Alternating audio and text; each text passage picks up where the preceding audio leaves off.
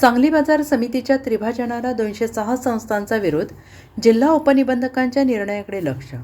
सांगली कृषी उत्पन्न बाजार समितीच्या त्रिभाजनाच्या मुद्द्यावर जिल्ह्यातील 224 संस्थांनी आपले ठराव सादर केले आहेत. त्यापैकी तब्बल 206 संस्थांनी त्रिभाजनाला विरोध तर केवळ 18 संस्थांनी त्रिभाजनाच्या बाजूने ठराव दिले आहेत.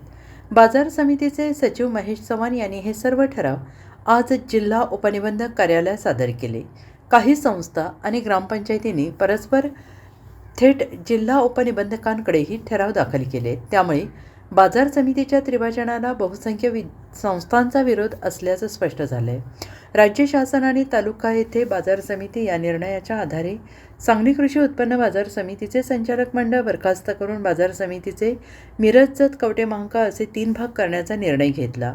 पुढील प्रक्रिया राबवण्यासाठी प्रशासकाची नियुक्ती करण्यात आली होती. या निर्णयाविरोधात बाजार समितीच्या संचालक मंडळाने कोल्हापूर सर्किट बेंचकडे धाव घेतली. बेंचने राज्य शासनाच्या निर्णयाला स्थगिती देत त्रिभाजनाबाबत सर्व संबंधितांची मते जाणून घेण्याचे आदेश जिल्हा उपनिबंधकांना दिले आणि याचवेळी संचालक मंडळाची पुनर्स्थापना करण्याचे आदेश देण्यात आले.